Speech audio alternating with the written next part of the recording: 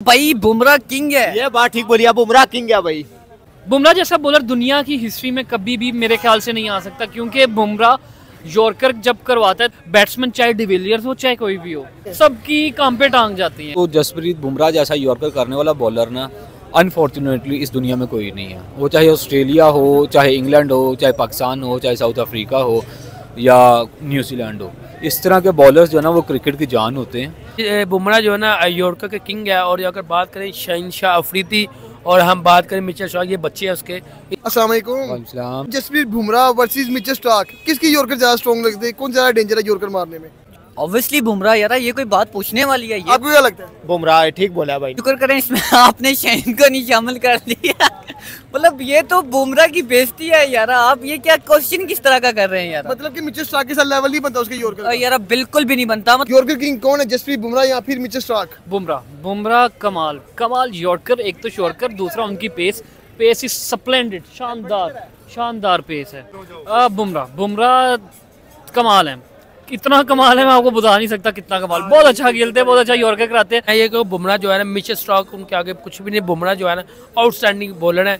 और इस टाइम मैं कहूँगा मिचेल स्टार्क को और खासकर शहनशाह अफरीदी को उससे क्लासेस लेनी चाहिए बुमराह से। बुमराह हमारे पाकिस्तान के शहनशाह अफरीदी के भी यॉर्कर उसकी जैसी नहीं है। और भाई उसको 2 ओवरों में उसको टका के बच जाए ना, वो फिर अड्डी को फास्ट कराता है, उन्होंने अगले बेस्ट में इतना का फेंटा लगाते हैं, उसको लग पता जाता है। ये मैच की सिचुएशन अगर हम देखें ना, अगर तो अर्ली स्टार्ट पे देखें तो जसप्रीत बुमराह जो है वो बहुत आउट क्लास हैं। वो स्टार्ट में तो वो बिल्कुल नहीं पकड़े जाते और वो अनबिलीवेबल उनकी वो डिलीवरीज होती हैं। वो आई थिंक वो ना बॉलिंग से ज़्यादा वो बैट्समैन के माइंड के साथ खेल रहा होता है वो उस टाइम पे, क्योंकि आप उसका स्टार्ट देखें, जब वो भागता है, वो जब देखता है ना बैट्समैन को, तो उसकी आइज़ में ऐसा होता है कि वो इसका शिकार करने जा रहा है, ठीक है। और उसके बाद उसकी आप फिर एक्शन, और उसके बाद जब बॉल को उसने यहाँ से डिलीवर करना होता है, यहाँ से आके वो एक्चुअल गेम चेंज करता है। बैट्समैन को यहाँ से दिखाता है कुछ कि मैं शॉर्ट पिच कर रहा हूँ या मैं फुल लेंथ कर रहा हूँ, लेकिन या तो वो यॉर्कर आती है या वो इन स्विंग होके आती है, तो बैट्समैन वहाँ पे पजल होता है और विकेट दे के। देखा होगा जो इंग्लैंड के खिलाफ उसने पॉप की यॉर्कर मार के तीनों की तीनों विकेटें उड़ाई थी। कैसा मजे का यॉर्कर था वो यार। वो जब मैंने यॉर्कर देखा ना, तो उस यॉर्कर को देखते हुए ना मुझे 2 बॉलर बहुत शिद्दत से याद आए थे। और एक प्राइम टाइम था पाकिस्तान का, एक वकार यूनस और दूसरा वसीम अकरम। क्योंकि वसीम अकरम ने ऐसा एक यॉर्कर किया था, ऑस्ट्रेलिया के बैट्समैन थे बहुत पुराने, मेरे जेहन से नाम निकल गया उनका, वो भी बहुत आउटस्टैंडिंग यॉर्कर था। लेकिन ये जो अभी हमने रिसेंटली जो बुमराह को बॉलिंग करते हुए देखा ना, ये बुमराह जब से इंजरीज रिकवर करने के बाद आया ना, ये एक डिफरेंट बुमराह नज़र आया हमें अपने फॉर्म के वाले से। हम समझ रहे थे, खासकर मेरे माइंड में ये था कि इंजरीज के बाद जब बुमराह आएगा ना, तो ये फारिग हो चुका होगा, 2-4 मैच खेलेगा और इंडियन टीम इसको बाहर निकाल देगी। लेकिन उसने ऐसा आउट क्लास और आउटस्टैंडिंग परफॉर्म किया कि ये तो बुमराह के जो यॉर्कर्स हैं भाई, मैं कहता हूँ माइंड ब्लोइंग यार। उसकी अगर आप पिछले आपने परफॉर्मेंस देखी होगी, वर्ल्ड कप में देखी होगी, एशिया कप में देखी होगी यार, जो उसकी परफॉर्मेंस है, मैं कहता हूँ अगले टीम पे शुरू में प्रेशर बना देता है। अच्छा, अभी मुझे एक भाई कह रहे थे कि बुमराह जब बॉल करवाता है ना, बॉल रिलीज करते टाइम वो बैट्समैन का माइंडसेट पड़ जाता है, वो कहाँ ही लेने लगा है। बिल्कुल यार, जिस तरह की उसकी बॉलिंग है, जिस तरह वो मतलब यॉर्क करता है, उसके बाद इन स्विंग आउट स्विंग इतनी जबरदस्त करता है, मतलब कि अगला बैट्समैन है वो कंफ्यूज हो जाता है कि वो एक बॉल अंदर करता है, दूसरी बाहर कर देता है। उसका इतना ज्यादा वो जिस तरह की मतलब कि अब उसका एक्सपीरियंस बन गया है, जिस तरह वो इतना टाइम हो गया खेलते खेलते, तो भाई मतलब वो तो बंदा कंफ्यूज करता है आगे बैट्समैन को। और दूसरी तरफ हम बात करते हैं अपने शहीन साहब की, वो भाई दिन ब दिन है वो पीछे आते जा रहे हैं। लोग आगे जाते हैं, वो पीछे आते हैं। वो भाई अब उनकी पेस 125 130 से ऊपर जा ही नहीं रही। तो इसको अब हम अपना पहले वो क्रिकेट स्टेडियम में पेस दिखाते थे, आप वो किधर और दिखा रहे मेरे ख्याल में। अभी कुछ भाई बुमराह किंग है। ये बात ठीक बोली, बुमराह किंग है भाई। बुमराह भी उसका सीनियर है, अब सीनियर है, इंजरी के बाद वो भी आया, दोनों सेम इंजरी के बाद वापस आए, तो उसकी तो स्पीड भी बढ़ गई है, उसकी तो अच्छी बॉलिंग भी हो गई है, तो साढ़ा बेचारा उत्थे सो गया। और Mitchell Starc, no doubt Mitchell Starc भी अच्छे बॉलर हैं। ये मैं कहूँगा जो दुनिया के पहले नंबर पे आए, उनको खिताब नहीं दिया गया बुमराह, क्योंकि बुमराह इस टाइम बहुत अच्छी बॉलिंग कर रहे हैं और यॉर्कर भी अच्छा मारते हैं। और आप मुझे बताए उसकी साइकी देखें कि उसको पता है मैंने ठप्पा कहाँ पे लगाना है। और ये बंदा यहाँ पे पहले बैट्समैन खेलता है। आपने इंडिया वर्सेस ऑस्ट्रेलिया के मैच हुए, इंडिया वर्सेस साउथ अफ्रीका के मैच, जितने भी मैच है ODI के, आपने बताया पहले 2 जो ओवर करवाते हैं, बैट्समैन तो खेलते नहीं है उसके 2 ओवर। देखने में अक्सर हमारे बैट्समैन तो उसका ओवर ही पूरा मिस करते हैं। हमारे पास अभी जैसे हारिस रऊफ है, 150 पे बॉल करता है पर स्कोर भी उतना खाता है। बुमराह छोटा सा स्टार्ट लेके 145 पे बॉल करता है। इसकी बेसिक रीज़न बोला क्या, हमने क्या करना होता है, हमें डर इतना हो गया वह हारने का, हमारी टीम के अंदर इतना डर पैदा हो गया। हमने बांग्लादेश के साथ खेलना है तो हमने अपनी पूरी स्ट्रेंथ के साथ खेलना है, हमने नीदरलैंड के साथ खेलना है हमने पूरी स्ट्रेंथ के साथ खेलना है, हमने जिम्बाब्वे के साथ खेलना है हमने अपनी पूरी स्ट्रेंथ के साथ खेलना है। हम अपने प्लेयर्स को रेस्ट नहीं देते हैं, जिसकी वजह से आपने देखा कि हमने जब नसीम शाह को खिलाना शुरू किया, वो इतना का आउटस्टैंडिंग बॉलर है, वो जब अभी रिसेंटली वो वापस आएगा टीम के अंदर, वो बॉलिंग करेगा तो शायद हम लोग बुमराह को भूल जाएं।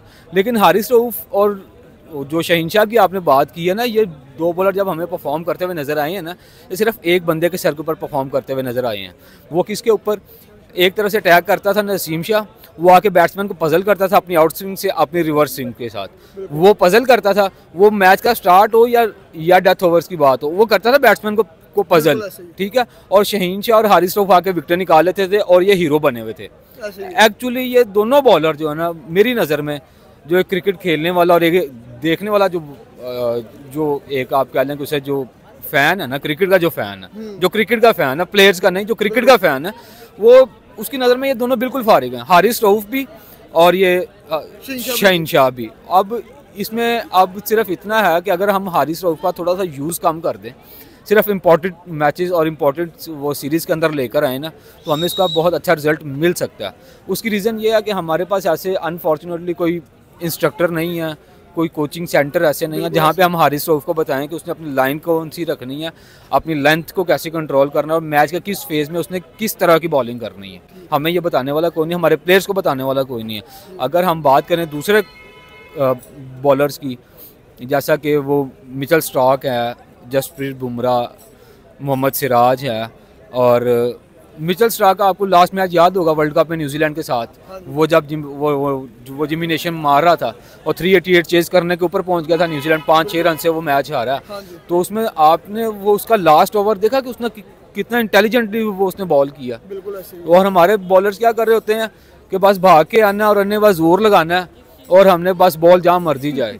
हमने फील्डिंग ऑफ साइड पे ली हुई होती है और बॉलिंग हम लेग साइड पे कर रहे होते हैं।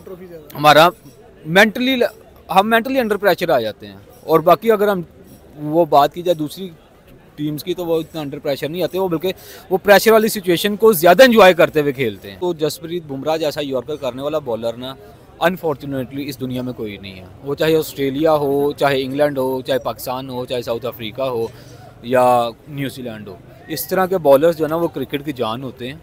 और ऐसे बॉलर्स को लॉन्ग टाइम के लिए खेलना चाहिए ताकि क्रिकेट देखने वाले जो हमारे जैसे शायकीन हैं उनको मज़ा। अगर बुमराह आ जाए तो मैंने खुद देखा कि बैट्समैन तो नहीं भाई, उनको टांगे वैसे ही कांपने लग जाती है और वो देखते हैं कि यार ये भागेगा कहाँ पे, वो इस वजह से उनका वो जो पावर प्ले मिस कर देते हैं उसके ओवर्स का।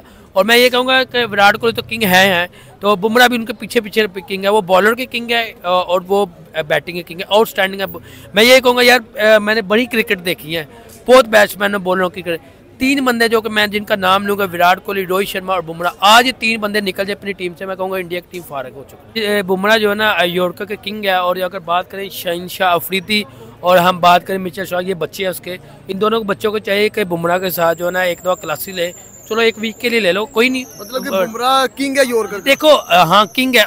बुमराह जैसा बॉलर दुनिया की हिस्ट्री में कभी भी मेरे ख्याल से नहीं आ सकता, क्योंकि बुमराह यॉर्कर जब करवाता है तो मेरा जितना क्रिकेट एक्सपीरियंस है उस हिसाब से मैंने देखा है कि बैट्समैन चाहे डिविलियर्स हो चाहे कोई भी हो, मैंने देखा है उस बुमराह अगेंस्ट होगा तो फिर तो सबकी काम पे टांग जाती हैं। और नो डाउट बुमराह इस टाइम जो है ना अच्छा यॉर्कर मारते हैं। और बुमराह को आप देखें इंजरी के बाद आके उन्होंने बड़ा अच्छा परफॉर्म किया। जब इंडिया इंग्लैंड की सीरीज चल रही है उसमें बड़ा अच्छा परफॉर्म करे। 9 विकेटें लेना को खाला तक कवारा नहीं है कि 9 विकेटें उन्होंने ले लिया और अपनी टीम को जिताया।